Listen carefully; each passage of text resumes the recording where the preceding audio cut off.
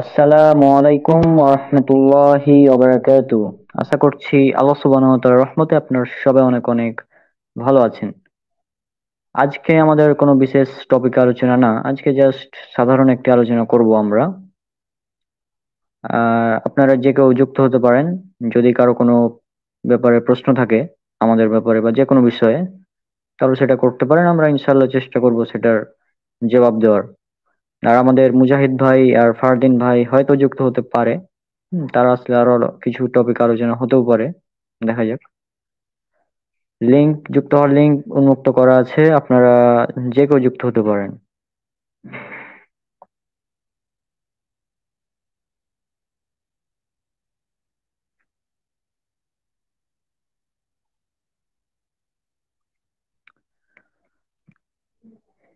তো যাই হোক, আমাদের কোনো যেহেতু বিশেষ টপিক নাই, তারপর আমরা কিছুটা আলোচনা করতেই পারি। হুম। যেমন নাস্তিকরা বলে থাকে, সাধারণত নাস্তিকরা, যে মোহাম্মদ সাল্লাল্লাহু সাল্লামের যে মিরাজ হয়েছিল, এই মিরাজের ঘটনাটা তারা মানে তুচ্ছ তাচ্ছিল্য করে বা হাস্যকর ভাবে মানে অভিযোগ করে। তারা বলে যে এটা কিভাবে সম্ভব, একজন মানুষ, হ্যাঁ, তারা বলে যে এটা কিভাবে সম্ভব যে একজন মানুষ স্পেস স্যুট ছাড়াই তারা মানে মহাকাশে ঘুরে আসলো। হ্যাঁ, তারপরে এক রাতের মধ্যে কিভাবে সাত আসমান ভ্রমণ করে চলে আসলো, এটা কিভাবে সম্ভব তারা বলে। হুম। তো যাই হোক, এই বিষয়টা নিয়ে আমরা যদি কথা বলি, আমরা জানি তাদের অভিযোগটা হচ্ছে যে এটা কোনোভাবে সম্ভব নয় যে একজন মানুষ এক রাতের মধ্যে সাত আসমান ভ্রমণ করবে আবার চলে আসবে, আসমান ভ্রমণ করে চলে আসবে। আবার এটাও সম্ভব নয় যে একজন মানুষ বিনা স্পেস সুটে আসমানে ভ্রমণ করবে, মহাকাশে ভ্রমণ করবে। এটাও সম্ভব নয় তাদের মতে। হুম। তাদের মতে এটা সম্ভব নয়। এখন প্রথম পয়েন্ট, 1 নম্বর পয়েন্ট যেটা আমরা বললে করব এখানে, সেটা হচ্ছে যে রসুল সাল্লাল্লাহু আলাইহি সাল্লামের যে মিরাজ হয়েছিল, এটা কিভাবে হয়েছিল এটা আল্লাহ সুবহানাহু ওয়া তাআলাই ভালো জানেন। তবে আমরা এর একটি বৈজ্ঞানিক বা সায়েন্টিফিক পদ্ধতি উল্লেখ করতে পারি। আপনারা সবাই আপনারা সবাই নাম শুনেছেন বিজ্ঞানী আইনস্টাইনের। তার একটি থিওরি ছিল, যেটাকে জেনারেল থিওরি অফ রিলেটিভিটি বলা হয়। জেনারেল থিওরি অফ রিলেটিভিটি বলা হয় আইনস্টাইনের এটাকে, হ্যাঁ, থিওরি যেটা। তো তার এই থিওরির মূল বিষয় ছিল যে কোনো ব্যক্তি যদি আলোর গতিতে চলতে পারে বা আলোর গতি প্রাপ্ত হয়, তাহলে তার জন্য সময়টা একদম স্থির হয়ে যায়। এটা ছিল 1 নম্বর পয়েন্ট তার থিওরির। এখন এটা থেকে আমরা বলতে পারি যে রসুল সাল্লাল্লাহু সাল্লামের যে মেরাজ হয়েছিল, সেটা খুবই সাধারণ একটি বিষয় যদি আমরা এভাবে চিন্তা করি। কারণ আমরা জানি রসুল সাল্লাল্লাহু সাল্লামের যে ইসরা ও মিরাজ, দুইটি অংশ। ইসরা বলা হয় উম মসজিদুল হারাম থেকে মসজিদুল আকসা পর্যন্ত যে যাত্রা, সেটাকে বলা হয় ইসরা। হুম। এবং এ ব্যাপারে আল্লাহ সুবহানাহু ওয়া তাআলা পবিত্র কোরআন 17 নম্বর সূরা বনী ইসরাইলের 1 নম্বর আয়াতে বলেছেন। এছাড়াও সহিহ বুখারীর বিভিন্ন হাদিসে আছে, বুখারী মুসলিমের বিভিন্ন হাদিস রয়েছে এ ব্যাপারে। আমার এই মুহূর্তে হাদিস নাম্বার গুলো যা মনে নাই, তারপরও মিরাজের ব্যাপারে সহিহ বুখারী এবং মুসলিমে অসংখ্য হাদিস রয়েছে, সেগুলো আপনারা পড়তে পারেন। এবং আমি ইনশাল্লাহ পরবর্তীতে এই বিষয়ে আমাদের বিস্তারিত আলোচনা হবে একদিন ইনশাল্লাহ, এই টপিকেই, সেদিন আমরা এই বিষয়ে আলোচনা করব। হুম। তবে আজকে জাস্ট কিছুটা ধারণা দেবো এই বিষয়ে। তো যেটা বললাম যে প্রথম অংশ হচ্ছে ইসরা। ইসরাতে রসুল সাল্লাল্লাহু আলাইহি সাল্লাম যে বাহনে চড়ে গিয়েছিলেন, অর্থাৎ মসজিদুল হারাম থেকে মসজিদুল আকসা পর্যন্ত যে বাহনে চড়ে গিয়েছিলেন, সে বাহনটার নাম ছিল বুরাক। বুরাক হচ্ছে এর বাংলা যদি করা হয় এমনটা হতে পারে, এটা হচ্ছে বিদ্যুৎ বা আলো বা লাইট। হুম। আর রসুল সাল্লাল্লাহু আলাইহি সাল্লাম বুরাকের যে গতি সম্পর্কে বলেছেন, বুরাকের গতি এটা ছিল মানে চোখের পলক, অর্থাৎ দৃষ্টি যতদূর যায়, হুম, ততদূর, মানে দৃষ্টি যতদূর যায় ততদূরে তার এক ধাপ পড়তো, এরকম ভাবে উল্লেখ করা আছে। আমরা ধরে নিতে পারি সেটা লাইট স্পিড। আমাদের ভাষায় যদি ধরে নিই, সেটা লাইট স্পিড হতে পারে। তো এই লাইট স্পিডে মসজিদুল হারাম থেকে মসজিদুল আকসা যেতে কতক্ষণ লাগবে? বেশিক্ষণ লাগবে না, হ্যাঁ। এবং এরপরে মসজিদুল আকসা থেকে যে যাত্রা হয়েছিল, মসজিদুল আকসায় রাসূল সাল্লাল্লাহু আলাইহি ওয়াসাল্লাম বিভিন্ন নবীদের নিয়ে সালাত আদায় করেছিলেন, এরকম বর্ণনা রয়েছে। এরপরে যে যাত্রাটা ছিল আসমান ভ্রমণের, সেটা ছিল মানে জেরুজালেম অর্থাৎ মসজিদুল আকসা যেটা, সেখান থেকে একদম আসমান পর্যন্ত রাসূল সাল্লাল্লাহু আলাইহি ওয়াসাল্লাম ভ্রমণ করেছেন। তো রাসূল সাল্লাল্লাহু আলাইহি ওয়াসাল্লামের জন্য সেদিন আসমানের দরজা উন্মুক্ত করা হয়েছিল, এবং রাসূল সাল্লাল্লাহু আলাইহি ওয়াসাল্লাম ভ্রমণ করেছেন জিবরাইল আলাইহিস সালামের সাথে। আর আমরা জানি জিবরাইল আলাইহিস সালাম একজন ফেরেশতা। আর ফেরেশতারা কিসের তৈরি? ফেরেশতারা হচ্ছে নূরের তৈরি। নূর মানে আলো, লাইট। এখন আমরা যদি ধরে নিই যে ফেরেশতারা নূরের তৈরি, তাদের স্পিড কেমন হবে সেটা আমাদের কল্পনারও বাইরে।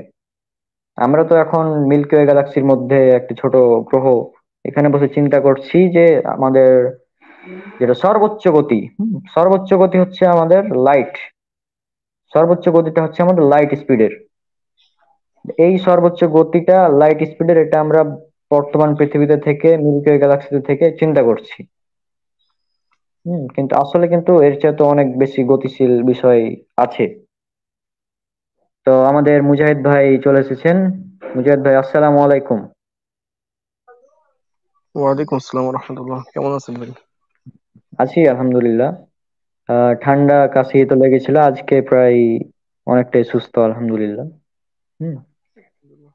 তো আমাদের আমি সাথে যে যে বিষয়ে ভাইয়া আছে আলোচনা ভাই, ভাইকে আসলে আমি চিনি না, একটু পরিচিত হলে ভালো হতো। ওই ভাই হচ্ছে আমার স্কুল ফ্রেন্ড, হ্যাঁ। একসাথে স্কুলে পড়াশোনা করতাম, মানে বেস্ট ফ্রেন্ড বলতে পারেন। ও মাইনুল, আচ্ছা। আমি একটু পরিচয় দিলে ভালো হতো।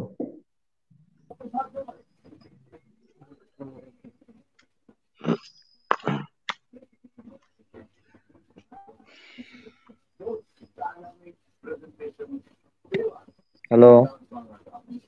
আসসালামু আলাইকুম। হুম।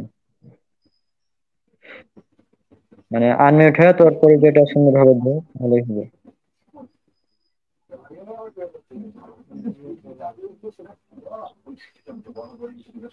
আমার মনে হয় আজকে আসছে নাকি? কে ফারদিন? যাই হোক, কি বিষয়ে আলোচনা করতেছিলেন? আচ্ছা, তো তাহলে আমি আমার আলোচনা কন্টিনিউ করি, মাইনুল আনমিউট থাক, হ্যাঁ। সেটা হচ্ছে যে আমি যেটা বলছিলাম, যে ফেরেশতার হচ্ছে নূরের তৈরি। নূর মানে আলো, লাইট। হুম। আমরা জানি হুম। এটা। আর আলোর গতি হচ্ছে সেকেন্ডে 3 লক্ষ কিলোমিটার পার সেকেন্ড, বা 2,99,792। এটা অ্যাকুরেট নাম্বার। তো এই নাম্বার, এই গতিতে যদি একজন মানুষ যায়, তাহলে আইনস্টাইন বলছেন যে তার জন্য টাইম স্থির হয়ে যাবে, টাইম জিরো। হুম। আর এই আইনস্টাইনের থিওরি অফ রিলেটিভিটি নিয়ে আমাদের সায়েন্সের একটা অধ্যায় ছিল, তা ইন্টারে, দ্বিতীয় পত্রের অষ্টম অধ্যায়, আধুনিক পদার্থবিজ্ঞানের সূচনা অধ্যায়টির নাম। তো সেখানে আমরা বিভিন্ন অঙ্ক করেছি এই টাইম ডাইলেশন নিয়ে, বিভিন্ন বিষয় নিয়ে। হুম। তো সেখানে একটি অঙ্ক ছিল, আমি অঙ্কটা বিষয়টা এরকম ছিল যে একজন ব্যক্তি, তার বয়স যখন 40 বছর, তখন সে ঘুরে আসলো, মানে তখন সে আলোর গতির 60%, মানে 60%, আলোর গতির 60% নিয়ে সে ভ্রমণ করলো। এবং ভ্রমণ করার পর 20 বছর পর পৃথিবীতে ফিরে আসলো। তখন 20 বছর পর তার বয়স হওয়া উচিত কত? 40 + 20 = 60 বছর হওয়া উচিত হিসাবে। কিন্তু আমরা যখন অঙ্কটা করলাম, তখন তার বয়স আসলো প্রায়, ঠিক মনে নাই, তবে 54-55 এমনটা হবে। অর্থাৎ বয়সটা তার হওয়া উচিত ছিল 20, মানে 40 + 20 = 60, কিন্তু 60 না হয়ে 60-এর কম হয়েছে। কেন? কারণ তার জন্য টাইমটা মানে সংকুচিত হয়ে গেছিল। এটাকে বলা হয় টাইম ডায়ালেশন। হুম। অঙ্কটা করা হতো এই সূত্র দিয়ে, T = T0/√1-v²/c²। এই সূত্র দিয়ে অঙ্কটা করা হতো। এবং আমরা এ ব্যাপারে অনেকগুলো অঙ্ক করেছি। হুম। এবং আমাদের এইচএসসি তো ছিল এই ব্যাপার, মানে প্রশ্নগুলো এরকম। তো যাই হোক, এটা ছিল মানে একটি উদাহরণ যে আলোর গতি 60%, মানে পুরোপুরি আলোর গতি প্রাপ্ত হয়নি, তাতেই তার জন্য সময়টা সংকুচিত হয়ে গিয়েছে। আর সে যদি একদম আলোর গতি পেয়ে যেত, অর্থাৎ কি 3 লক্ষ কিলোমিটার পার সেকেন্ড, তাহলে তার জন্য টাইমটা জিরো হয়ে যেত। এই সূত্র দিয়ে যদি আমরা অঙ্কটা করি, তাহলে সে টাইম তার জন্য জিরো থাকতো, একদম জিরো। তো তো এইটা হচ্ছে মূল কথা, যে কোনো, আমি এটা যে এতক্ষণ আলোচনা করলাম এটা বোঝানোর জন্য যে একজন ব্যক্তি যদি আলোর গতি প্রাপ্ত হয় তাহলে তার জন্য টাইমটা একদম স্থির হয়ে যাবে, একদম জিরো। এখন পয়েন্ট নাম্বার এক, যেটা হচ্ছে রসুল সাল্লাল্লাহু সাল্লামের মেরাজ থেকে আমরা পাই যে রসুল সাল্লাল্লাহু সাল্লাম এক রাতের মধ্যে তিনি সপ্তম আসমান, 7টি আসমান ভ্রমণ করেছেন, জান্নাত জাহান্নাম দেখেছেন, তারপরে আবার ফিরে এসেছেন। এবং এটা হয়েছে এক রাতের মধ্যেই। হিসেবে আমরা বলতে পারি যে সেদিন আল্লাহ সুবহানাহু ওয়া তাআলা রাসূল সাল্লাল্লাহু আলাইহি সাল্লামের জন্য টাইমকে স্টপ করে দিয়েছিলেন, যদি সায়েন্সের ভাষা আমরা বলি। হুম। আর এখানে আর একটি পয়েন্ট এখন বলবে যে আচ্ছা, রাসূল সাল্লাল্লাহু আলাইহি সাল্লাম কি তাহলে আলোর গতিতে ভ্রমণ করেছিলেন? আমরা জানি না কি ব্যাপারে কিভাবে তিনি ভ্রমণ করেছিলেন। তবে যেহেতু জিবরাইল আলাইহিস সালাম হচ্ছেন একজন ফেরেশতা, আর ফেরেশতা তিনি যেমন তেমন ফেরেশতা না, তিনি ফেরেশতাদের সর্দার বা শ্রেষ্ঠ ফেরেশতা। হুম। তার গতি কেমন হবে সেটা আমাদের কল্পনারও বাইরে। এমনও হতে পারে যে আলোর চেয়ে কোটি কোটি গুণ বেশি তার গতি থাকতেও পারে, এটা আমরা জানি না। তবে সেই হিসাবে যেহেতু ভ্রমণ করেছেন এটা একেবারে সম্ভব। আর আলোর গতি থাকলে তো তার জন্য টাইম জিরো হয়ে যায়, তিনি যতদিনই ভ্রমণ করুন না কেন তার জন্য টাইম জিরো। সুতরাং এটা কোনো সমস্যা না। হ্যাঁ, তো এভাবে আমরা বলতে পারি যে তিনি আল্লাহ রসুল সাল্লাল্লাহু আলাইহি সাল্লামকে আল্লাহ সুবহানাহু ওয়া তাআলা সেদিন বিশেষ তার রহমতে বা বিশেষ শক্তি দ্বারা আল্লাহ সুবহানাহু ওয়া তাআলা আসমান ভ্রমণ করিয়েছিলেন। এবং এর ফলেই আমরা বিষয়টা বুঝতে পারি এভাবে। এটা হচ্ছে এক নাম্বার পয়েন্ট, যে কিভাবে সম্ভব এক রাতের মধ্যে 7 আসমান ঘুরে চলে আসা। তো এটা আইনস্টাইনের একটি থিওরি, যেটা দিয়ে বললাম এটা দিয়ে একেবারে সম্ভব। এতে কোনো সমস্যা নেই। হুম। আজ থেকে প্রায় 100 বছর 150 বছর আগে নাস্তিকরা হাসাহাসি করতে এখনো করে প্রায়, কিন্তু তারা আসলে বিষয়টা বুঝতে পারে না। এই জন্য আসলে সায়েন্স পড়লে তো আর কেউ নাস্তিক হয় না। ওই নাস্তিক হয় অল্প বিজ্ঞান পড়ে, অল্প, মানে সাধারণ সায়েন্সের কিছু পড়েছে। হ্যাঁ। আর মানে এই জন্য তারা নাস্তিক হয়। তো রিজাল ভাই, আপনি যদি এখানে কিছু অ্যাড করতে চাইতেন করতে পারেন।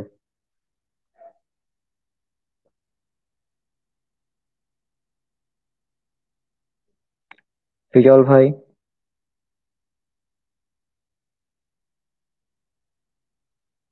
হ্যালো। আচ্ছা, রিজাল ভাই সম্ভবত আনমিউট আছেন। হ্যাঁ রনক ভাই, বলতেছি হ্যাঁ, হ্যাঁ। লাইভটা কি আপনার পেজ থেকে করতেছেন না এমনি ই থেকে? হ্যাঁ, হ্যাঁ, পেজ পেজ থেকে। ও আচ্ছা। হুম, যাক, আপনি যে আলোচনা করতেছিলেন খুবই আসলে অনেক গুরুত্বপূর্ণ একটা আলোচনা হুম। সম্পর্কে। আসলে হ্যাঁ, আসলে আজকে কোনো আহ, নির্দিষ্ট টপিক নাই তো, জাস্ট এটা মাথায় আসলো হঠাৎ, সেজন্য বললাম। হ্যাঁ, আর আরো আপনার একটা বিষয়। নাস্তিকের অসংখ্য প্রশ্ন যার হুম, উত্তর মানে লুকিয়ে আছে টাইম ট্রাভেলের মধ্যে, অর্থাৎ আইনস্টাইনের হ্যাঁ, the national theory of relativity এর মধ্যে অসংখ্য হ্যাঁ, প্রশ্নের উত্তর নিয়ত মানে রয়েছে। সেটাই। আর এখানে আরো একটি আজকে বিষয় অ্যাড করে দিই। হ্যাঁ। আমি আরো একটি বিষয় অ্যাড করে দিই যে তারা বলে, তারা আরো একটি অভিযোগ করে, সেটা হচ্ছে যে বিনা স্পেস স্যুটে, উইদাউট স্পেস স্যুট কিভাবে সম্ভব? মানুষ তো ওখানে 1 সেকেন্ডও টিকতে পারবে না, তাদের দাবি যে আজ মানে স্পেস স্যুট ছাড়া মানুষ মহাকাশে টিকতে পারবে না। তাহলে রসুল সাল্লাল্লাহু আলাইহি সাল্লাম কিভাবে গেলেন? এটা একটা পয়েন্ট। আমরা জানি রসুল সাল্লাল্লাহু আলাইহি সাল্লামকে মিরাজের রাতে নিয়ে যাওয়ার আগে রসুল সাল্লাল্লাহু আলাইহি সাল্লামের মানে সম্ভবত, আমার ঠিক ভাষাটা মনে নাই, জমজম পানির মানে জমজম পানি দিয়ে তার হৃদয়কে মানে বের করে ধৌত করে আবার লাগিয়েছিলেন, এমনটা মানে জিবরাইল আলাইহিস সালাম, এমনটা বর্ণনা আছে। আমার ঠিক মনে নাই বিষয়টা, আমি খুঁজে পেলে একটু পরে দেখিয়ে দিচ্ছি স্ক্রিনে। হুম। হ্যাঁ তো এটা যাই আছে। হোক, হ্যাঁ, হ্যাঁ, তো এমনটা কিছু ছিল। আর আমরা এটা বলতে পারি যে আমরা তো আগে ছোটবেলায় ডোরেমন দেখতাম সবাই, তাই না? প্রায় অনেকেই দেখেছে, এবারটা দেখেনি এমন খুব কম মানুষই আছে। তো ডোরেমনের একটি গ্যাজেট ছিল যেটা দিয়ে যদি জাস্ট লাইট মারা হতো তাহলে তার জন্য তার শরীরটা পুরো স্পেস স্যুটের জন্য মানে স্পেস স্যুটের মতো হয়ে যেত, স্পেস স্যুট ছাড়াই মানে মহাকাশে চলাচল করতে পারতো। ঠিক আছে ঠিক এমন আছে, একটা আপনার কথা গ্যাজেট ঠিক ছিল। আছে, কিন্তু হুম। এখানে আসলে ডোরিমন অ্যাড করা ঠিক না আমার মনে হয়। না, না, এখানে এখানে আমি আসলে বলেছি, হ্যাঁ এই আসলে বিষয়টা এখানে বলেছি। হ্যাঁ এখানে আমি জাস্ট মিরাজ এটা উল্লেখ করলাম শিখদের জন্য। হুম। যে হ্যাঁ এভাবে তার একটা কাল্পনিক গ্যাজেট দেখিয়েছে, কিন্তু আল্লাহ সুবহানাহু ওয়া তাআলা সর্বশক্তিমান, তিনি কিভাবে করেছেন আমরা জানি না। আমাদের বলা হয়েছে যে তিনি জমজম কুয়োর পানি দিয়ে ধৌত করেছিলেন, তারপরে নিয়ে গিয়েছিলেন, এমনটা। সেটা কিভাবে করেছেন আল্লাহ সুবহানাহু ওয়া তাআলা ভালো জানেন।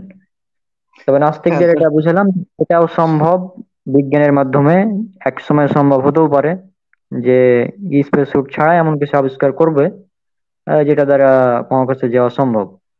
হুম। হ্যাঁ, বিজ্ঞান সেটা পারবে কিনা সেটা জানি না। তবে আগে পারতে পারে আগে না। কয়েকটা লাইভে আমি একটা বিষয় আমি বলছিলাম আপনাদেরকে।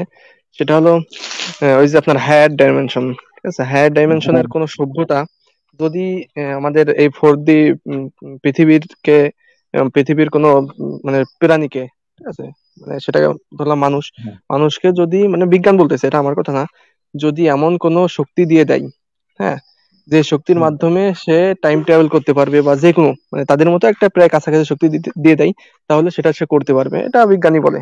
এটা অ্যালেন গোথের ইনফ্লেশন তত্ত্ব থেকে প্রমাণ প্রমাণ পাওয়া যায়, ওই স্ট্রিং থিওরির কথা যেটা বলেছিলাম, হ্যাঁ, হ্যাঁ। সম্ভব।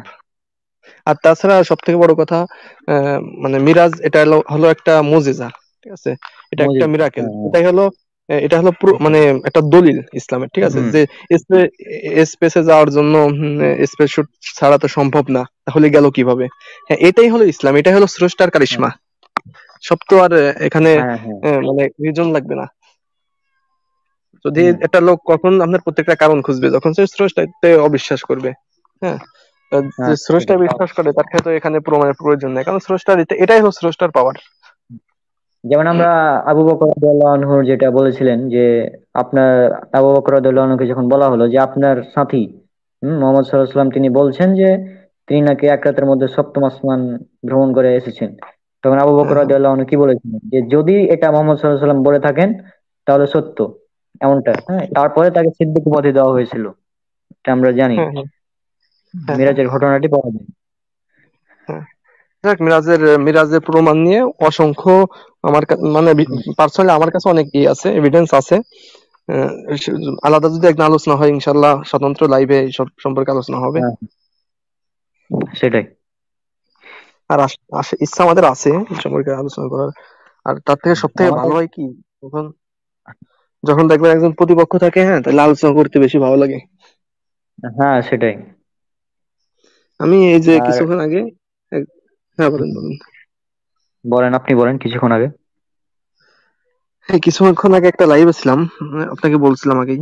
তো ওখানে মানে কিছু নাস্তিক আছে, নিজেদেরকে আস্তিক দাবি করে, কিন্তু বোঝা যায় তো কি নাস্তিক মানে, কিছু ধোঁকাবাজ আর কি। সে কিছু কিছু প্রশ্ন করলো, আহ, যেরকম আপনার সম্পর্কে, হ্যাঁ, আকাশ সম্পর্কে প্রশ্ন করলো, তারপর পৃথিবী স্থির, কোরআনের কিছু আয়াত প্রমাণ দেখালো, যে আয়াত দিয়ে বলছে পৃথিবী স্থির, আবার অন্য আয়াতে আপনারা হুম। প্রমাণ দেন যে সবকিছু চলমান, এইসব সম্পর্কে। তো এই যে একটা দেখ, আপনি বলেন, তারপর আমি এই সম্পর্কে যে সুযোগ সময় দেন তাহলে আলোচনা করবো।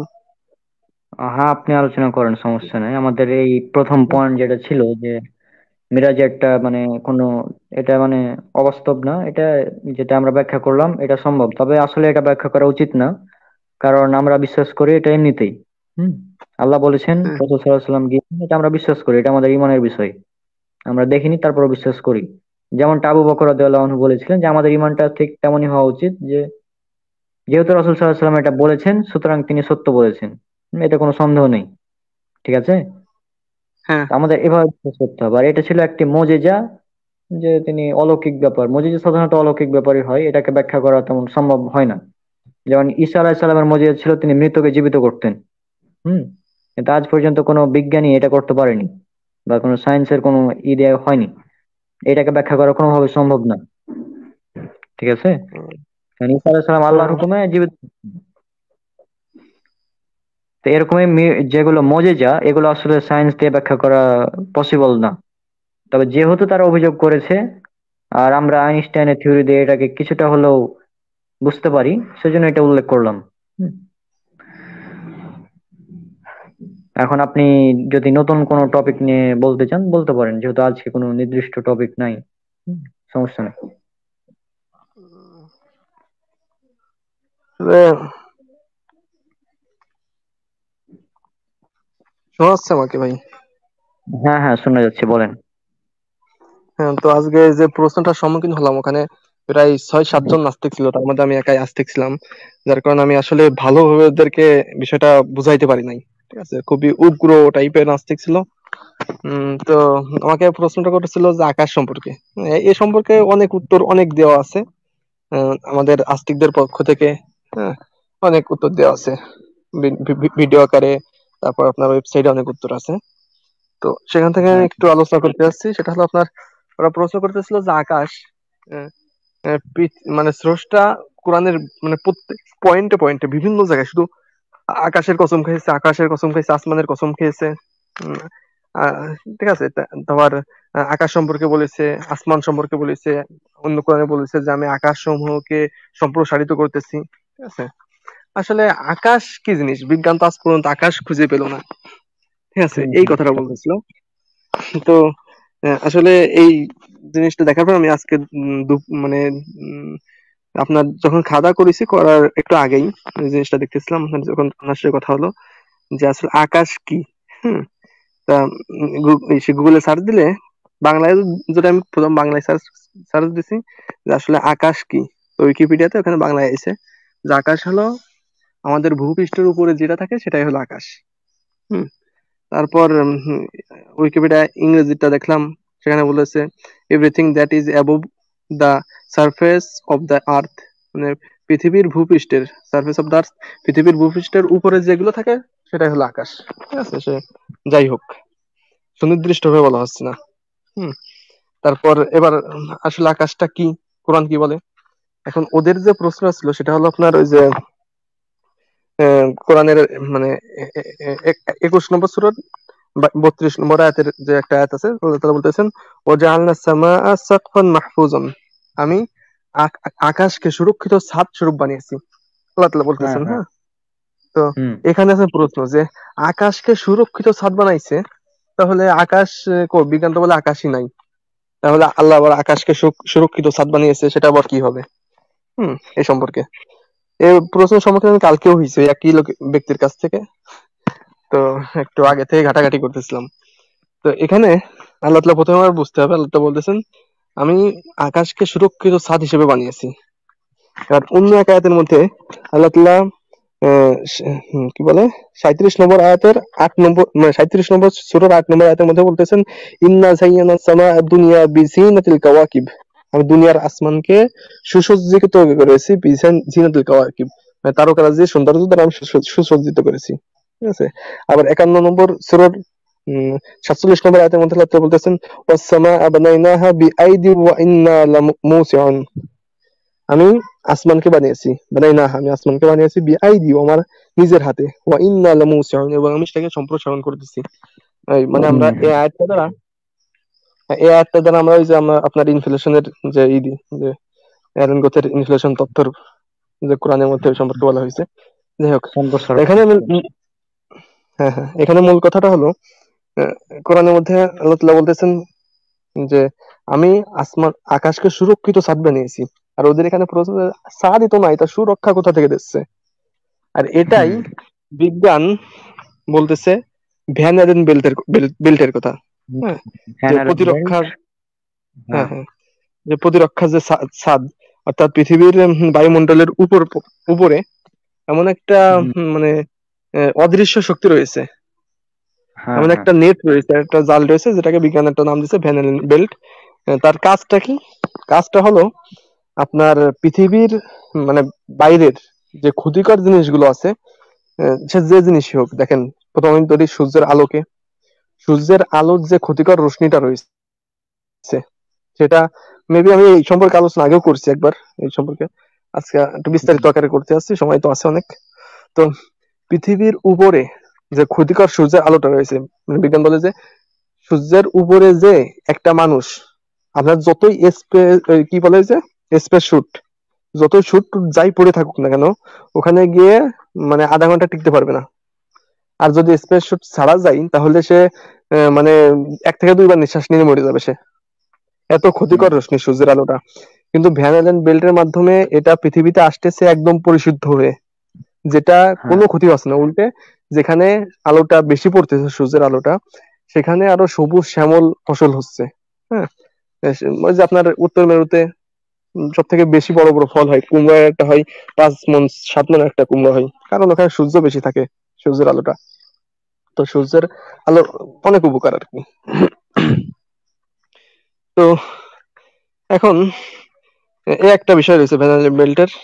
মানে বিষয়টা হলো এরকম যে আপনার একটা নোংরা পানিকে ফিল্টার যেভাবে পরিশুদ্ধ করে খাওয়ার উপযোগী করে পাঠাই, এই ভ্যানাল বেল্ট এভাবে একটা মানে অপরিশুদ্ধ সূর্যের রশ্মিকে পৃথিবীতে পরিশুদ্ধ করে পাঠাই। তারপর আপনার যদি কোনো মানে বড় আচ্ছা। স্পট, কোনো পাথর টাথর এসে যদি পৃথিবীতে আঘাত করে, হ্যাঁ, তাহলে হ্যাঁ এক তো যে পৃথিবীর গ্র্যাভিটি রয়েছে সেটা একটা বাধা প্রদান করে, আর একটা হলো আপনার এই ভ্যান অ্যালেন বেল্ট। এই ভ্যান অ্যালেন বেল্টকে মানে পাস করতে করে একটা গুঁড়ো হয়ে আগুন ধরে একদম চূর্ণ বিচূর্ণ হয়ে যায় পাথরগুলো। তারপর পৃথিবীর যে আপনার রয়েছে, মানে যে গ্যাস রয়েছে পৃথিবীতে, হ্যাঁ, হ্যাঁ যার হ্যাঁ মাধ্যমে আপনার এই যে মেঘমালা সৃষ্টি হয়, ঠিক আছে, মেঘমালা সৃষ্টি হওয়ার পিছনে ভ্যান অ্যালেন বেল্টের মানে অনেক হাত রয়েছে। তো আমরা এখান থেকে বুঝতেছি যে ভ্যান অ্যালেন বেল্ট আমাদের পৃথিবীর জন্য মানে এতটা উপকার, যে বিজ্ঞান বলে যে পৃথিবীর বাইরে থেকে কোনো সূর্যের আলো যদি উম, মানে পরিশুদ্ধ না হয়ে যদি সরাসরি আঘাত করতো পৃথিবীতে, তাহলে যেখানে যে অঞ্চলে পৃথিবীর ওই সূর্যটা মানে সূর্যের আলো আঘাত করতো, তাহলে পারমাণবিক বোমা একটা কতটুকু ক্ষতি করতে পারে, তার থেকেও 1000 গুণ বেশি ক্ষতি করবে সূর্যের আলো। হ্যাঁ তো হ্যাঁ এখান থেকে আমরা বুঝতে পারতেছি যে সুরক্ষিত ছাদ বলতে হয়তো আল্লাহ সুবহানাহু ওয়া তাআলা এই ভ্যান অ্যালেন বেলকেই বুঝিয়েছে। হ্যাঁ, প্রথম আসমান আল্লাহ তাআলা বলতেছেন প্রথম আসমানকে, হুম, ওয়াজআলনাস সামাআ সাকফান মাহফুজান, সামাওয়াত বলেননি, একটা আকাশের কথা বলছেন, অর্থাৎ প্রথম আকাশ বুঝিয়েছেন। প্রথম আকাশকে তিনি সুরক্ষিত ছাদ স্বরূপ বানিয়েছেন। এখন আমরা মনে করতে পারি যে এই যে আপনার ভ্যানেল বেল্ট এটা হলো ছাদের বা আসমানের শুরু। এখন আসমানের শেষ কোথায়? এখন দেখেন, আমি শুরুতে আর একটা মানে উল্লেখ করেছিলাম 37 নম্বর সূরার 8 নম্বর আয়াতের মধ্যে আল্লাহ তাআলা বলতেছেন, ইন্না যায়্যানা সামা দুনিয়া বিজিনাতিল কাওয়াকিব, ইন্না যায়্যানা সামা দুনিয়া, দুনিয়ার আকাশকে আমি সুসজ্জিত করেছি। একটা জিনিস লক্ষ্য করবেন রনক ভাই, কেন আল্লাহ তাআলা বলতেন হুম, দুনিয়ার আকাশকে, অর্থাৎ প্রথম আসমানের কথা বলতেছেন। হ্যাঁ পৃথিবীর যে হ্যাঁ আকাশ রয়েছে এই আকাশকে বিজিনাতিল কাওয়াকিব মানে এই তারকারাজির দ্বারা সুসজ্জিত করেছে আল্লাহ সুবহানাহু ওয়া তাআলা। প্রথম আকাশের মানে দুনিয়ার আকাশকে তিনি তারকারাজির দ্বারা সুসজ্জিত করেছেন। এবার দেখেন তারকারাজি কোথায়? ভ্যান অ্যালেন বেল থেকে কয়েক আলোক বর্ষ, কয়েক মানে বছর বা তার থেকে অনেক বেশি, লক্ষ বছর, হাজার বছর আলোক বর্ষ দূরে অবস্থিত একটা তারকা। হ্যাঁ, আমাদের মিল্কি গ্যালাক্সি এখন কত দূরে? মিল্কি গ্যালাক্সির কোন কর্নারে একটা তারকা রয়েছে, আবার অনেক কাছেও রয়েছে। এখন সব মিলিয়ে আহ, দেখলে দেখেন সব মিলিয়ে দেখলে মনে হয় যে ভ্যান অ্যালেন বেল থেকে শুরু করে প্রথম আকাশকে আল্লাহ তাআলা যখন সুসজ্জিত করেছেন তারকারাজি তারা, তাহলে মনে করি তারকারাজিও প্রথম আসমানের মধ্যে রয়েছে। মানে ভ্যান অ্যালেন বেল্ট থেকে এর উপরে শুরু করে যত কিছু আছে আমাদের এই গ্রহ উপগ্রহ গুলো, এই সবগুলো আমাদের ছাদের মধ্যে, আই মিন আমাদের প্রথম আকাশের মধ্যে। হুম, তার অন্য আয়াতের মধ্যে আল্লাহ তাআলা বলতেছেন, ওয়াস-সামা বানাইনাহা বিআইদি ওয়া ইন্না লামুসিউন, আমি আকাশকে বানিয়েছি, ওয়াস-সামা বানাইনাহা বিআইদি, আমার হাত দ্বারা, ওয়া ইন্না লামুসিউন, আর আমি সেটাকে সম্প্রসারণ করতেছি। মানে হুম, আল্লাহ তাআলা আকাশকে বানিয়েছেন, হুম, এবং সেটাকে সম্প্রসারণ করতেছেন। এটা হতে পারে, এর দুটো ব্যাখ্যা হতে পারে। একটা হলো আপনার এই প্রথম আকাশটাকেই, মিল্কি ওয়ে গ্যালাক্সিকে তিনি সম্প্রসারণ করতেছেন, অথবা এটা হতে পারে যে পুরো আমাদের ইউনিভার্স, মানে আমি এটা বোঝাতে চাচ্ছি একটু ভালো করে বলি। মানে আগের আয়াতটা দ্বারা যেখানে আল্লাহ বলতেছেন যে প্রথম দুনিয়ার আকাশকে আমি সুসজ্জিত করেছি তারকারাজি দ্বারা, তো এখানে হতে পারে এটা কথা দ্বারা হলো শুধু মিল্কি ওয়ে গ্যালাক্সি উদ্দেশ্য, অর্থাৎ আমাদের পৃথিবীর চতুর্পাশে যে মিল্কি ওয়ে গ্যালাক্সিটা রয়েছে, এই গ্যালাক্সিটাই হলো প্রথম আকাশ বা প্রথম আসমান। হ্যাঁ, হ্যাঁ অথবা দ্বিতীয় আয়াত আল্লাহ তাআলা বলতেছেন যে আমি আকাশকে সম্প্রসারণ করতেছি। এখান থেকে আমরা এটা মিন করতে পারি, খুবই সূক্ষ্ম একটা বিষয়, যে আমাদের আকাশটা শুধু মিল্কি ওয়ে গ্যালাক্সি না, বরং পুরো ইউনিভার্সটাই হলো আমাদের আকাশ। আল্লাহ তাআলা পুরো ইউনিভার্সকে সম্প্রসারণ করতেছে। আল্লাহ এখানে সামাওয়াত ব্যবহার করেননি, বরং বলেছেন ওয়াস-সামা, একটা আকাশ। অথবা এখানে ওয়াস-সামা দ্বারা বহুত আকাশও বুঝাইতে পারে, কিন্তু সবই একটা বোঝানোর কথা। তো এখানে যদি একটা বুঝাই, তাহলে হতে পারে আমাদের প্রথম আকাশকে আল্লাহ তাআলা সম্প্রসারণ করতেছেন, এবং সেটা আমাদের মিল্কি ওয়ে, মানে মানে আমাদের এই ইউনিভার্স। হ্যাঁ, তো এখানে সম্ভাবনা রয়েছে। তো আহ, প্রথম তো আমার কথা দ্বারা আমি যেটা বুঝাতে চাচ্ছি ক্লিয়ারলি, মানে যেটা যে সামারাইজ করে বলি, সেটা হলো আমাদের এই ভ্যান এলেন বেল থেকে শুরু করে আমাদের যে রয়েছে আপনার ভ্যান এলেন বেল থেকে শুরু করে আমাদের যে শেষ সীমানাটা, মানে আমি এটা এটা প্রমাণ করে দিচ্ছি যে ভ্যান এলেন বেলটি হলো আমাদের আকাশ, প্রথম আকাশের সূচনা। এখন এর শেষটা কোথায়, সেটা দুটো আয়াত বললাম।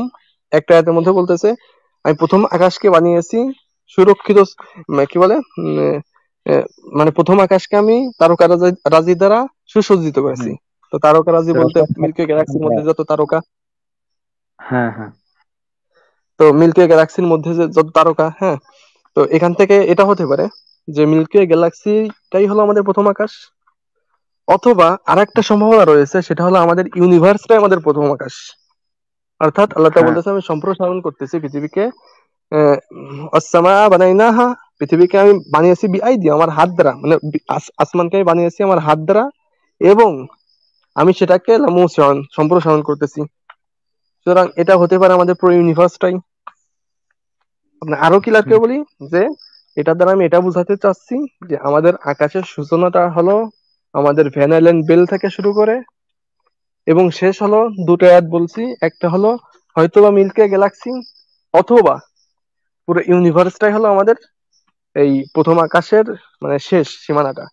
কারণ আল্লাহ তাআলা বলেছেন, বারবার বলেছেন যে সাত আসমান। হ্যাঁ, তো সাতটা যদি আসমান হয়, তাহলে এখানে অনেক বিরাট কিছু আল্লাহ তাআলা বুঝাইছে, ছোট কিছু বুঝাইনি আল্লাহ তাআলা, বিরাট অনেক বড় কিছু বুঝাইছে। তো আহ, যেখানে আপনার এক বলা হচ্ছে যে একটা লোককে, মানে যে জান্নাতি হবে তাকে সব থেকে ছোট যে মানে জান্নাত পাবে, সেই জান্নাতের সীমানা হবে এই পৃথিবীর মতো 10টা পৃথিবীর সমান বলা হচ্ছে। হ্যাঁ, তো এখান থেকে এটা বোঝা যাচ্ছে যে যখন 10টা পৃথিবীর সমান হবে একটা জান্নাত, আর তাহলে হয়তো এভাবে আরো কত লক্ষ লক্ষ মানুষকে আল্লাহ তাআলা বানিয়ে রেখেছেন, মানে সবাইকে জান্নাত দেবেন। সব থেকে বড় জান্নাত যেভাবে, তাহলে কত স্পেসের প্রয়োজন, কত স্থানের হ্যাঁ প্রয়োজন, কত গ্রহ উপগ্রহের প্রয়োজন। সুতরাং আল্লাহ তার সাতটা আসমানকে যখন বানিয়েছেন, তো এটা শুধু মিল্কি ওয়ে গ্যালাক্সি না, তাহলে মিল্কি ওয়ে গ্যালাক্সির মতো আর কয়েকটা গ্যালাক্সি হবে। তো বোঝা যাচ্ছে যে প্রথম আসমান বলতে আমাদের ইউনিভার্সটাই হলো প্রথম আসমান, বা তার থেকে বেশি, অর্থাৎ প্যারালাল ইউনিভার্স নিয়েও হতে পারে আমাদের প্রথম হ্যাঁ। আকাশটা। এবং তারপরে দ্বিতীয় আকাশ যত আছে, আমরা জানি যে দ্বিতীয় আকাশ আরো বড়। তো দ্বিতীয় আকাশটা হবে আরো বড় হয়তো, এভাবে আর কি। যে আমরা আমাদের মানে তার আকৃতিটা কেমন, প্রথম আকাশ দ্বিতীয় আকাশের, যেটা আমাদের পৃথিবী যেরকম একটা আকৃতি রয়েছে, আমাদের মিল্কি ওয়ে গ্যালাক্সি যেরকম একটা আকৃতি রয়েছে, আমাদের ইউনিভার্সের যেরকম একটা আকৃতি রয়েছে, এভাবেই একটা আকৃতি আছে একটা আকাশের। তো এরপর আমরা জানছি সাতটা আকাশের আরো মানে আসমানের পরে যে আমাদের আল্লাহ সুবহানাহু ওয়া তাআলার আরশে আজিম। হ্যাঁ তো আল্লাহ সুবহানাহু ওয়া তাআলা আরশে আজিম যদি সাত আসমানের উপরে হয়, বা এরকম কিছু, আকাশের সাত আকাশের উপরে, তাহলে তো মানে বিরাট বড় কিছুই বোঝাচ্ছে। তো এটাই আর হুম কি। হুম। তো আকাশ সম্পর্কে যে ধারণাটা দিছি, হয়তো কোরআন হাদিসের দৃষ্টিতে আমি অবশ্যই এটা আমি কোনো মানে কোথাও পাইনি, মানে আপনার বই বা গুগল টোগল কোথাও পাইনি, আমার একটা নিজের একটা আইডিয়া থেকে বললাম। জানি না আমার এটা কতটুকু সঠিক আছে বা ভুল আছে, একটু রণক ভাই একটু আকাশের সাথে যুক্ত। আকাশের ব্যাপারে যেটা আছে হাদিসে কিছু বর্ণনা পাওয়া যায় এমন যে প্রথম আসমানের তুলনায় দ্বিতীয় আসমান কত বড়, এটার উদাহরণ দিতে গিয়ে রাসূল সাল্লাল্লাহু আলাইহি ওয়াসাল্লাম বলেছিলেন এমনটা যে সাহারা মরুভূমিতে যদি একটা আংটি পড়ে থাকে, তো আংটিটা হচ্ছে প্রথম আসমান, এবং পুরো মরুভূমিটা হচ্ছে মানে দ্বিতীয় আসমান। এভাবে প্রতিটা হ্যাঁ, 7। হ্যাঁ, আবার এই 7 হ্যাঁ, আসমানকে একত্রে যদি 7টি আংটি ফেলে রাখা হয়, হুম, তাহলে ওই 7 হ্যাঁ, আসমানটি হচ্ছে আল্লাহর যেটা কুরসি হ্যাঁ, সেটার হ্যাঁ, সমান। মানে ওই কুরসিটা হচ্ছে ওই মরুভূমি, আর ওই সাতটা আংটি হচ্ছে সাতটা আসমান। হ্যাঁ, আবার হ্যাঁ কুরসিটা আর হচ্ছে তুলনায় এতটুকুই ছোট। মানে এইভাবে একটা হ্যাঁ বর্ণনা পড়েছিলাম অনেকদিন আগে। হ্যাঁ, হ্যাঁ। নাম্বারটা মনে নাই। মানে আমার একটা ভিডিও আছে এই ব্যাপারে, সেখানে হয়তো রেফারেন্সটা পাওয়া যেতে পারে। হুম। হ্যাঁ, মানে অনেক এরকম বড়। হ্যাঁ হ্যাঁ, অনেক বড়।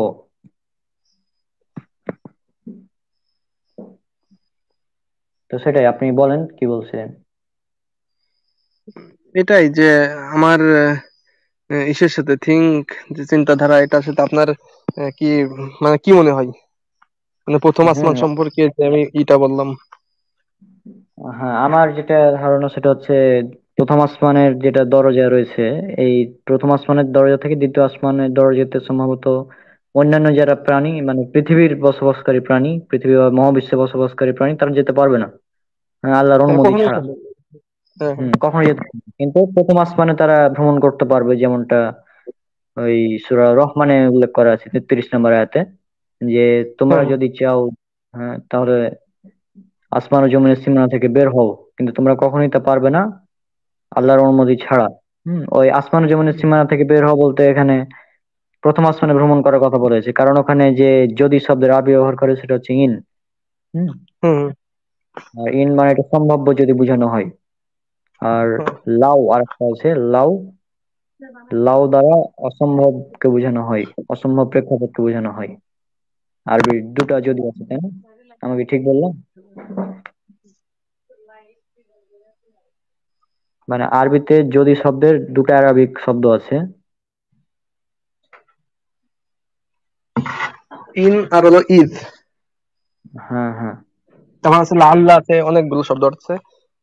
হুম। ঈদ, ইন, তারপর আল্লাহ, আউ। হ্যাঁ,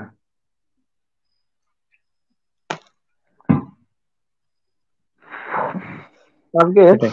আমি আর একটা প্রশ্নের সম্মুখীন হয়েছি ভাই ওদের থেকে, কিন্তু আমি উত্তর দিতে পারি নাই, শুধু শুনেই আসছি। হুম, ঠিক আছে, মানে তারা নিজেরাই সমালোচনা করতে নিজেদের মধ্যে, ওই সত্যের সন্ধানে মানে আইডি থেকে ওরা দেখলাম 8-9 জুলাই পড়তেছে। তো ওরা বলতেছে সূরা কাহাফের 22 নম্বর আয়াতে আল্লাহ তাআলা ওই যে রাসূল সাল্লাল্লাহু আলাইহি ওয়াসাল্লামকে ইহুদিরা এসে 3টা প্রশ্ন করেছিল না, সূরা কাহাফের মধ্যে সম্পর্কে বলা হয়েছে। হ্যাঁ, তার মধ্যে একটা প্রশ্ন ছিল আসহাবে কাহাফের কতজন লোক আছে। হ্যাঁ, তা হুম, আল্লাহ তাআলা বলতেছেন, কেউ কেউ বলে 5 জন, খামসুনা, সাবউনা, আবার কেউ বলে আট, কি কয় 19, 18-19 জন। ঠিক আছে, তুমি বলে দাও এই সম্পর্কে আল্লাহ তাআলা ছাড়া উম, ভালো জ্ঞান আর কেউ রাখে না। ঠিক আছে, সুতরাং এই তুচ্ছ বিষয়ে তোমরা তর্ক করো না, আয়াতে বলা হচ্ছে। তো ইহুদিরা, ইহুদিদের মধ্যে যারা শিক্ষিত বড় বড় পণ্ডিত যারা আছে, তারা এই প্রশ্নটা নিয়ে আসছিল আল্লাহর মানে রসুলের কাছে। তো প্রশ্নটা নিয়ে আসার কারণ কি ছিল, রসুলকে মানে প্রশ্নবিদ্ধ করে যাচাই করা যে আসলে সে কতটুকু জানে। তো দীর্ঘ 10-15 দিন আল্লাহ রসুল সাল্লাল্লাহু আলাইহি ওয়াসাল্লাম মানে এই উত্তর দেন নাই, তিনি ঘরের মধ্যে ছিলেন। আহ, কারণ তখন ওহী বন্ধ ছিল। জানেন না ঘটনাটা এটা, শাহিনুল সূরা কাহফের? হ্যাঁ, হ্যাঁ, তারপরে তিনি এখানে তারপর রাতে হ্যাঁ তো হ্যাঁ নাজিল হয়েছে ইনশাআল্লাহ ছাড়া তুমি বলো না। ইনশাআল্লাহ তিনি বলেননি, হ্যাঁ এই হ্যাঁ জন্য হ্যাঁ হ্যাঁ উত্তর হ্যাঁ দিতে হ্যাঁ পারেননি। হ্যাঁ, ইনশাল্লাহ বলিনি এই জন্য। তো হুম, এখানে বলতেছে যে ইহুদিরা এই সম্পর্কে ভালো জানতো। ঠিক আছে, এই উত্তরটা, কিন্তু মুহাম্মদ সাল্লাল্লাহু আলাইহি ওয়াসাল্লাম নাউজুবিল্লাহ, তার স্রষ্টা আল্লাহ, সেটা জানতো না। ইহুদিরা জানতো, কিন্তু মুহাম্মদের আল্লাহ এটা জানতো না। ঠিক আছে, তো এখান থেকে বলতেছে যে যদি আল্লাহ তাআলা জানতো তাহলে তো আল্লাহ উত্তর দিয়ে, তো আল্লাহ কেন উত্তর দিল না? তার মানে মোহাম্মদ নিজে এ সম্পর্কে জানতো না, প্রায় 10 দিন ঘরের মধ্যে পড়ে থাকছে, তা উত্তর খুঁজে পাইনি। বুঝতে হুম, পারছেন প্রশ্নটা? হ্যাঁ হ্যাঁ। তা আপনি এই সম্পর্কে কি উত্তর মানে মনে করেন? এখানে যেটা ঘটনা উল্লেখ করা হচ্ছে সেটাই, যে সেখানে আল্লাহ জানতেন কিন্তু উত্তর দেননি কেন, প্রশ্ন এটাই তো নাকি? হ্যাঁ হ্যাঁ, মানে জানতেন, আল্লাহ ওরা জানতেন। তো জানতেন বলছে না, ওরা বলতে আল্লাহ হয়তো জানতোই না, জানলে তো আল্লাহ অবশ্যই উত্তর দিত। হ্যাঁ, আপনার একটা তো উত্তর দেওয়া আছে যদি এই 18 নম্বর সূরা কাহাফের 23 নম্বর আয়াতে বলা হয়, আর কখনোই কোনো বিষয় বলবেন না, আমি আগামীকাল করব। এরপর 24 নম্বর আয়াত, যেটা ওই যে যদি আল্লাহ চান ইনশা আল্লাহ না বলে এরকম আছে না? আপনি এখানে যেটা, আমাকে আপনি প্রশ্নটা বলছেননি, আপনি প্রশ্নটা বলছেননি, হুম, ওদের প্রশ্নটা বলছেননি আপনি।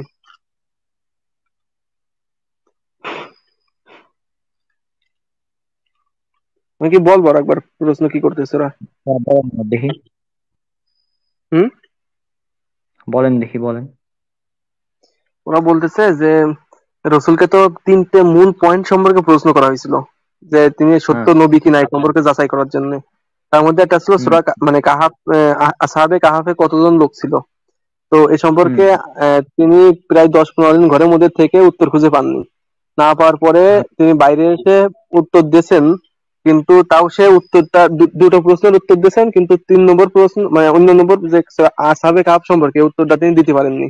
কারণ তিনি মানে বানোয়াট নবী, কোন সত্য নবী না। ঠিক আছে, তার স্রষ্টা এই সম্পর্কে জানে না, বা সে নিজেও জানে না এই সম্পর্কে আসলে কতজন ছিল। এটা ইহুদিরা ভালো জানতো। ঠিক আছে, ইহুদিরা যারা জ্ঞানী লোক ছিল। তাহলে স্রষ্টা সবকিছু জানিয়ে থাকে, তাহলে কেমন স্রষ্টা যে এই উত্তরটা সে খুঁজে পেলো না বা দিতে পারলো না? এটা হলো তাদের প্রশ্ন, বুঝছেন? ও আচ্ছা।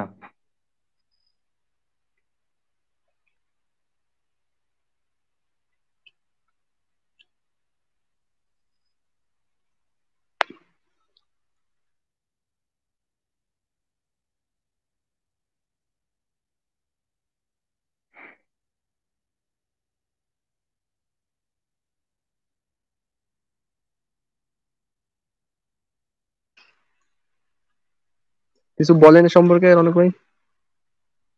না, প্রশ্নটা যেহেতু আমার কাছে নতুন, তাহলে এই জন্য দেখতে হবে, খুঁজতে হবে। মানে আমি যেটা জানতাম যে উত্তরটা দিতে পারেননি তখন, কারণ যেই ওই যে ইনশাল্লাহ বলেননি এই জন্য। হুম, কিন্তু 3 নম্বর প্রশ্নের উত্তরটা দেননি, তাই তো?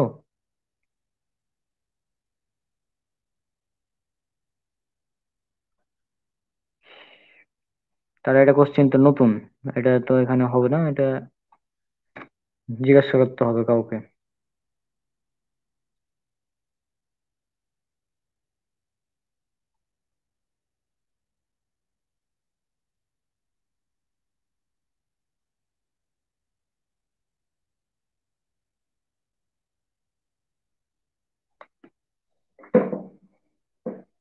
আচ্ছা, এই প্রশ্নটা নতুন, এটা নিয়ে পরে চিন্তা ভাবনা করে আমি উত্তর দিব ইনশাল্লাহ। হুম, আমি বলি ভাই এ সম্পর্কে একটু। আচ্ছা বলেন। প্রথমেই মানে সূরা কাহাফ এর যে ফজিলত, সূরা কাহাফ সম্পর্কে আল্লাহ রাসূল সাল্লাল্লাহু আলাইহি ওয়াসাল্লাম বলেছেন যে কোনো ব্যক্তি যদি সূরা কাহাফ পড়ে সে দাজ্জালের ফিতনা থেকে বাঁচতে পারবে, প্রত্যেক শুক্রবারে পড়লে। হাদিসটা তো সহিহ, হ্যাঁ, তাই না? সহিহ তো মুসলিমের কেন হাদিস। কেন মানে সূরা কাহাফের মধ্যে এমন কি আছে যার কারণে আল্লাহ রাসূল সাল্লাল্লাহু আলাইহি ওয়াসাল্লাম বলতেছে যে দাজ্জালের ফিতনা থেকে মুক্তি পাবে? এই সূরার কি শিক্ষা? হ্যাঁ, সেটাই।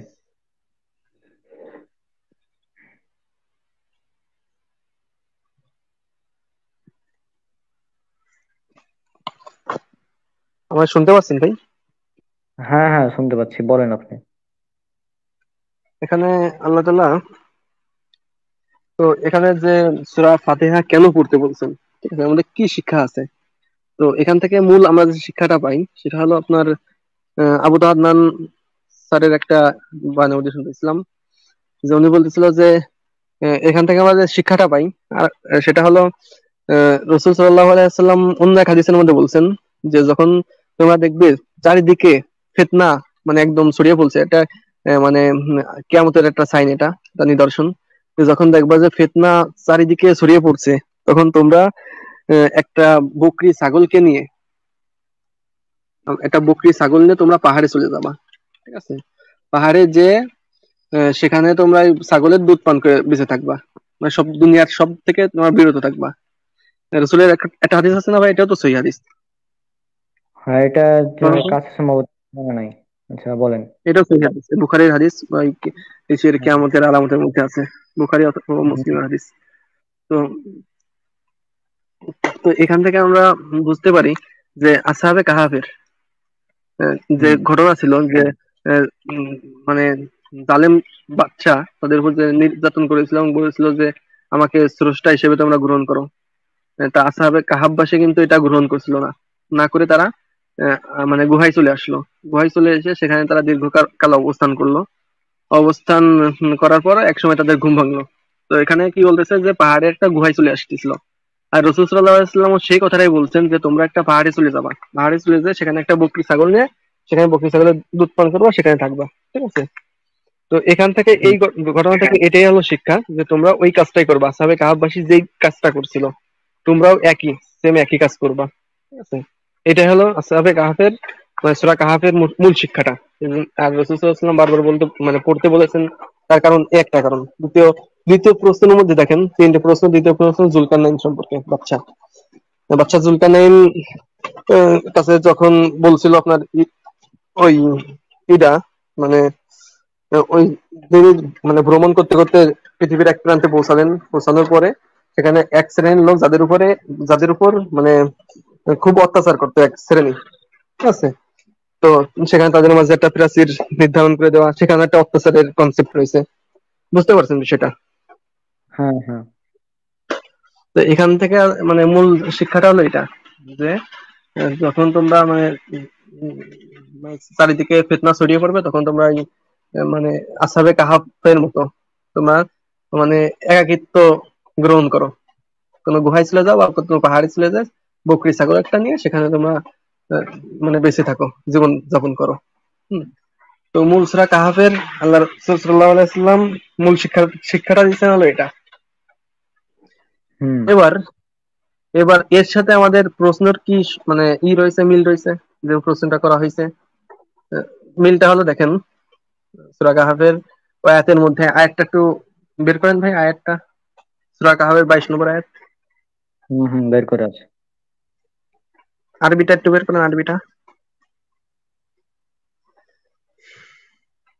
এই যে আল্লাহ রাসূল সাল্লাল্লাহু আলাইহি ওয়াসাল্লাম বলতেছেন সায়াকুলু আল্লাহ তাআলা বলতেছেন সায়াকুলুনা সালাসাতু রাবিউহুম কালবুহুম ويقولون سبعة وثامنهم كلبهم رجما بالغيب ويقولون سبعة وثامنهم كلبهم কুল রব্বি, মানে কেউ বলে এত সংখ্যা, কেউ এত সংখ্যা, বিভিন্ন লোক বিভিন্ন সংখ্যা বলে। নবীকে আল্লাহ হ্যাঁ তাআলা আদেশ করতেছেন কুল, তুমি বলো হে নবী, কুল রব্বি আ'লামু বিইদ্দাতিহিম, তোমাদের রবই ভালো জানে, মানে স্রষ্টাই ভালো জানে তাদের সংখ্যা হিসেবে। মা ইয়া'লামুহুম ইল্লা কালিল, সে সম্পর্কে খুব কম সংখ্যক লোকই জানে।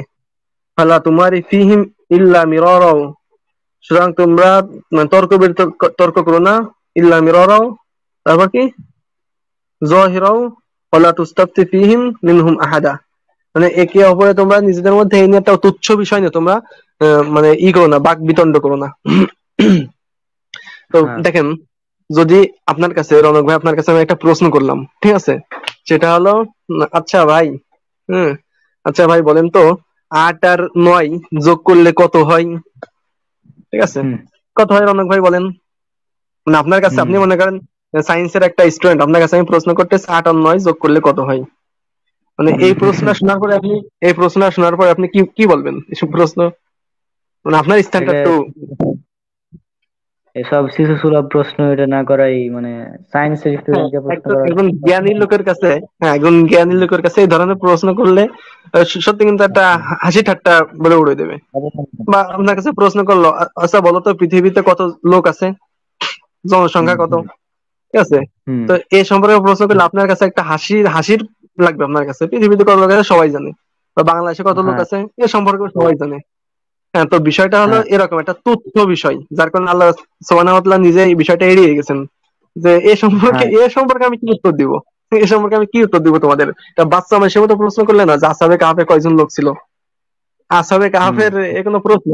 এর থেকে বড় বড় কঠিন কঠিন প্রশ্ন রাসূলকে করা হয়েছে, সেই সমস্ত প্রশ্নের উত্তর কোরআনে দেওয়া হয়নি। অনেক পুরনো নিদর্শন সম্পর্কে, ইহুদিদের যে সমস্ত ঘটনা, খ্রিস্টানদের যে সমস্ত ঘটনা, ঈসা আলাইহিস সালাম সম্পর্কে, মারিয়াম আলাইহিস সালামের যে ঘটনা ছিল, ঠিক আছে, তারপর বিভিন্ন নবীদের যে সমস্ত ঘটনা গল্প ছিল, সে সম্পর্কে কোরআনের মধ্যে কি বলা হয়নি? সে সম্পর্কে হ্যাঁ হ্যাঁ। স্পষ্ট ক্ষুদ্র থেকে ক্ষুদ্র, সূক্ষ্ম থেকে সূক্ষ্ম বিষয় কোরআনের মধ্যে উল্লেখ করেছেন, যেগুলো শিক্ষণীয়। নবীদের থেকে ওই ঘটনাগুলো উল্লেখ করেছেন কি জন্য? কারণ সেগুলো ছিল শিক্ষণীয়, সুতরাং শিক্ষণীয় বিষয়গুলো তো আল্লাহ তাআলা অবশ্যই উল্লেখ করবেন এবং বলতেছেন। কিন্তু আসহাবে কাহাফে কয়জন লোক ছিল এ সম্পর্কে প্রশ্ন করে খালি খালি কোন লাভ আছে? এবং বলতেছেন হুম তোমরা এ সম্পর্কে মানে ফালতুর প্রশ্ন করো না, এটা আল্লাহ তাআলা ভালো জানে, একটা ফালতু একটা ফাজলাম একটা, ঠিক আছে। আর দ্বিতীয়ত একটা বিষয় গেল, আর দ্বিতীয়ত যদি রাসূল সাল্লাল্লাহু আলাইহি ওয়াসাল্লাম নিজে থেকে কোরআনটা বানিয়ে বলতেন, তাদের যে দাবিটা, যদি নিজে থেকে কোরআন বানিয়ে বলতেন, তাহলে তিনি দীর্ঘ 10 দিন ঘরের মধ্যে পড়েছিলেন। তিনি একজন রাষ্ট্রপ্রধান ছিলেন, তিনি কি পারতেন না একটা লোক দিয়ে, যাও খোঁজ নিয়ে আসো ইহুদিদের গ্রন্থের মধ্যে কি রয়েছে, যে কতজন আসহাবে কাহফে ছিল, সেটা এসে আমরা জানাইতে পারি 10 দিন পরে পরে। তা আল্লাহ রসুল তো চাইলে পারতেন যে 10 দিনের খোঁজ নিয়ে যে কতজন ছিল, কোনো ব্যাপার ছিল না তখন এটা।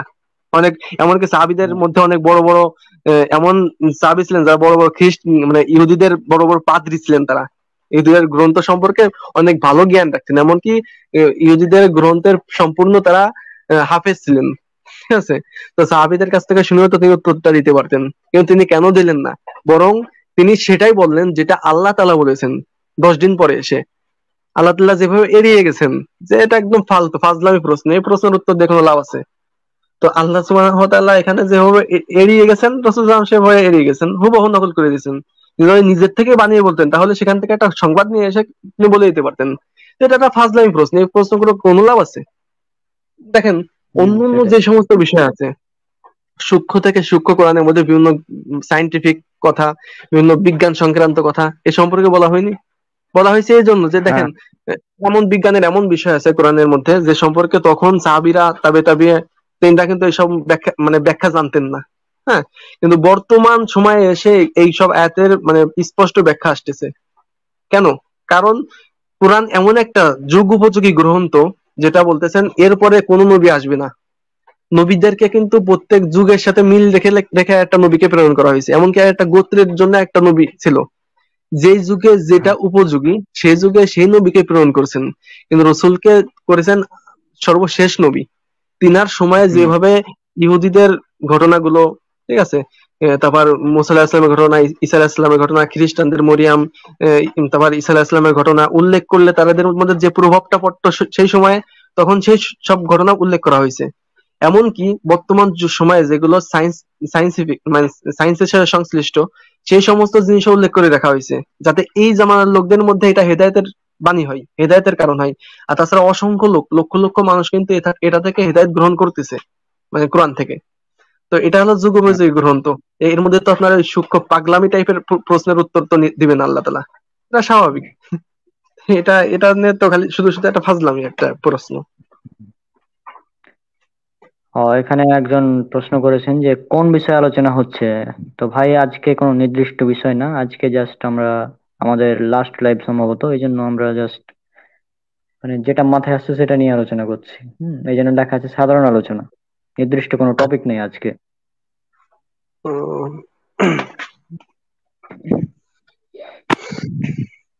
আর দিন আসার কথা ছিল, তো এখনো আসলো না কেন?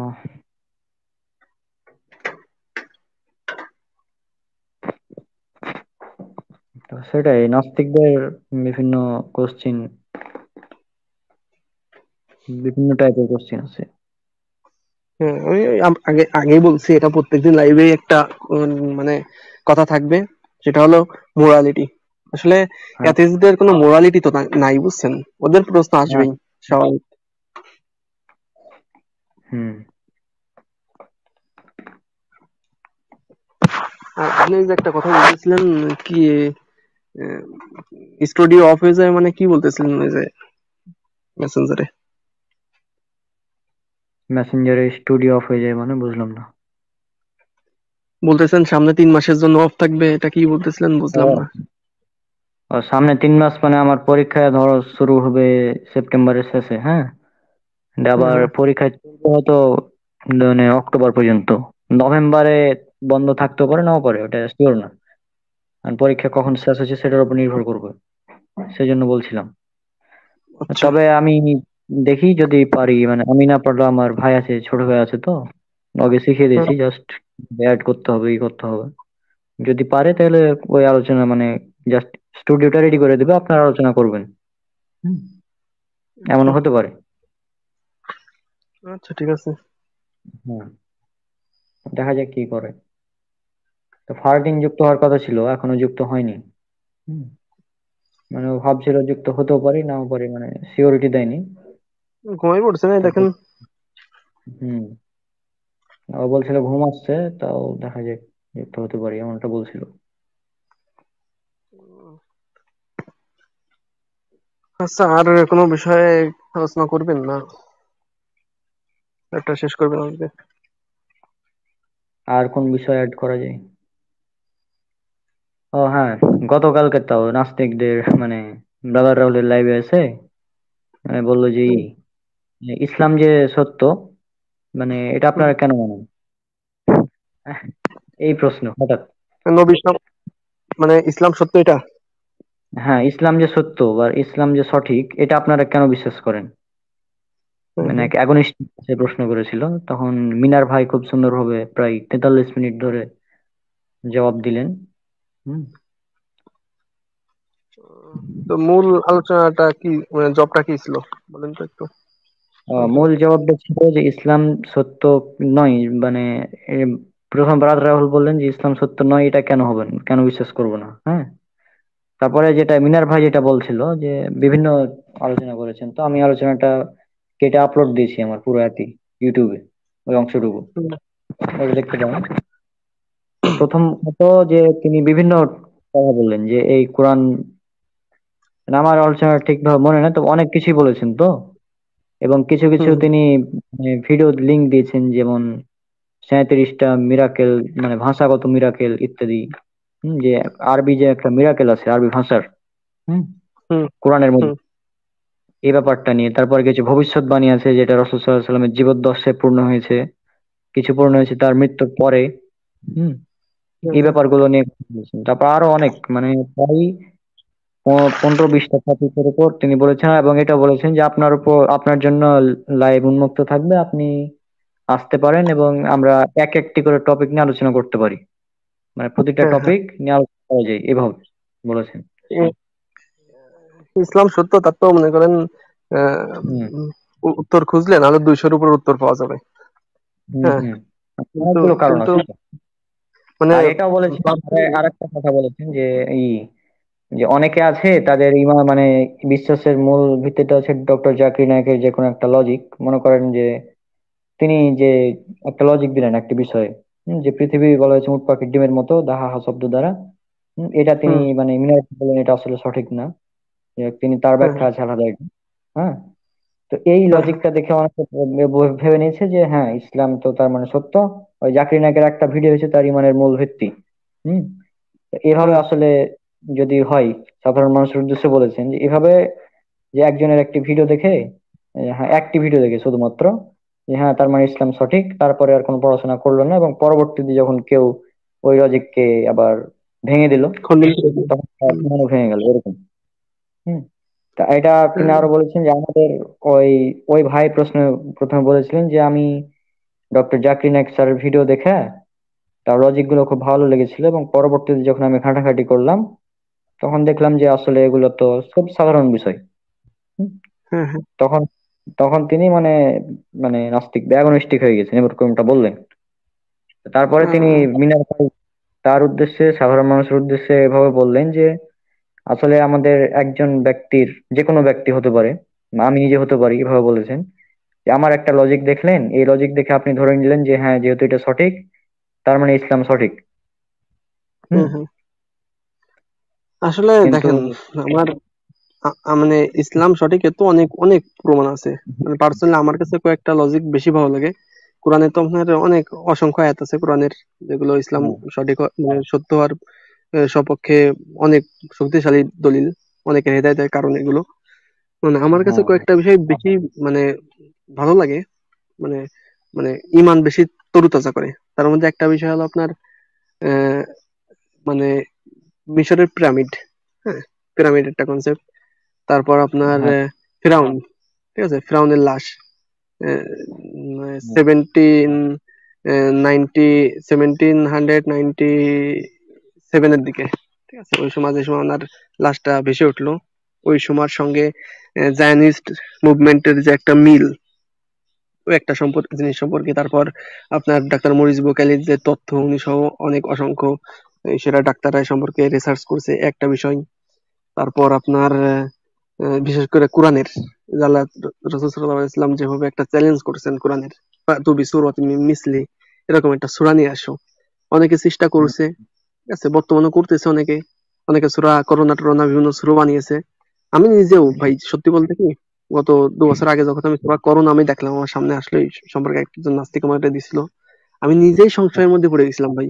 ঠিক আছে, হুবহু সেম সূরা কফ যেভাবে আনছে, ঠিক আছে, কফ এই সূরাটা যেভাবে সাজানো এর হুবহু সূরা করোনা বানিয়ে ফেলছে ওরা, একটা সূরা কফের মতো।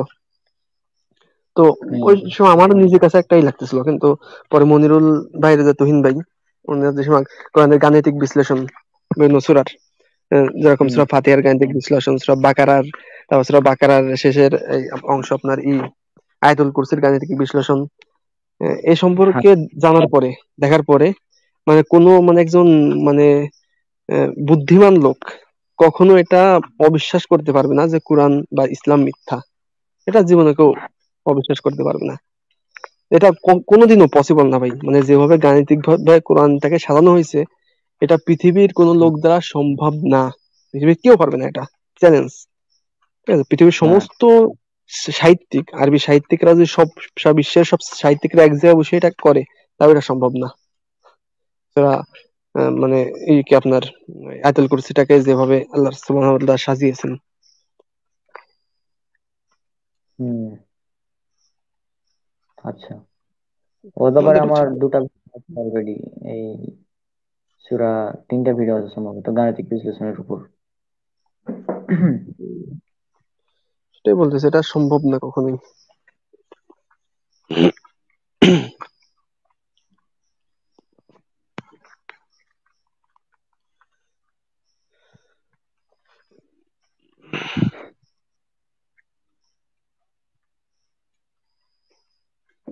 ফারদিন যুক্ত হচ্ছে না, ফারদিন কিন্তু অ্যাক্টিভ আছে। ওই যুক্ত হলে কিছু কথা বলে হয়তো শেষ করে দিতাম। তো আপনি কিছু বলে শেষ করে দিন, আজকে আসলে আমারও কোনো বিষয় এই নির্ধারণ করা নেই, তো এই জন্য আলোচনাটা সেরকম আসছে না। হ্যাঁ, সেটাই। তো সম্মানিত দর্শক মন্ডলী, আজকে আমাদের কোনো বিশেষ টপিকে আলোচনা ছিল না, জাস্ট আজকে আমার বিশেষ করে সামনে পরীক্ষা, এই জন্য আজকে এটা লাস্ট লাইভ আমার। হ্যাঁ, তবে এরপরে যদি আমাদের লাইভ কন্টিনিউ করতে হয় তাহলে আমি কাউকে দিয়ে হয়তো স্ট্রিমটা চালাতে পারবো। তখন যদি স্ট্রিম চালানো সম্ভব হয় তাহলে ইনশাল্লাহ আমাদের মুজাহিদ ভাই, তারপর আরো অন্যান্যরা থাকতে পারবেন। হ্যাঁ, তো তখন ইনশাল্লাহ লাইভ গুলো কন্টিনিউ হবে, আর আমাদের বিশেষ করে টপিক নির্ধারণ করে লাইভ হবে বেশিরভাগই। আমরা বিশেষ করে নাস্তিকদের বিভিন্ন প্রশ্নগুলো নিয়ে আসবো এবং তাই সে অনুযায়ী একটি যথেষ্ট সঠিক অ্যান্সার নিয়ে আমরা আলোচনা করবো ইনশাল্লাহ। তো আজকের লাইভ আমরা এখানেই শেষ করে দিচ্ছি। ইনশাল্লাহ দেখা হবে পরবর্তী কোনো ভিডিওতে। সবাই আমাদের জন্য অনেক অনেক দোয়া করবেন, আমরা যেন এই কাজগুলো সঠিকভাবে করতে পারি, এবং আমাদের এই কাজের উদ্দেশ্য একমাত্র আল্লাহ সুবহানাহু ওয়া তাআলার সন্তুষ্টি অর্জন করা, এছাড়া আমাদের অন্য কোনো উদ্দেশ্য নেই। হুম তো সবাই আমাদের জন্য দোয়া করবেন। তো মুজাহিদ ভাই, ফিনিশিং দিয়ে আমরা শেষ করে দিই। হ্যাঁ, ফিনিশিং আর কি দেবো, আপনি যেগুলো বললেন এগুলোই। আর হুম, বিশেষ করে আমরা যে লাইভটা শুরু করছি এটা ইনশাল্লাহ কন্টিনিউ করব। উম, আর আপনাদের মধ্যে যারা আমাদের লাইভ কখনো শুনেন বা শুনে থাকেন, শুনবেন সামনে, আপনাদের মধ্যে কেউ যদি ধর্মতত্ত্ব নিয়ে, থিওলজি নিয়ে বা এথিস্টিনিজম নিয়ে মানে জানতে বা কাজ করতে আগ্রহী হন, তাহলে আমাদের সাথে যোগ দিন। একসঙ্গে কাজ করবো, এটাই। আর সামনে যদি সুযোগ হয় তো রনক ভাইয়ের মানে পেজ থেকে লাইভ হবে ইনশাল্লাহ, অথবা যদি রনক ভাই সময় না পাই আমার প্রোফাইল থেকে ইনশাল্লাহ লাইভ হবে, এটাই। আশা করি আমাদের জন্য দোয়া করবেন। সামনে রনক ভাইয়ের পরীক্ষা, সেজন্য দোয়া করি সে ভালো করে প্রিপারেশন নিয়ে পরীক্ষাটা দিক, এটাই আর কি। আচ্ছা, তাহলে আসসালামু আলাইকুম ওয়া রাহমাতুল্লাহি ওয়া বারাকাতুহু।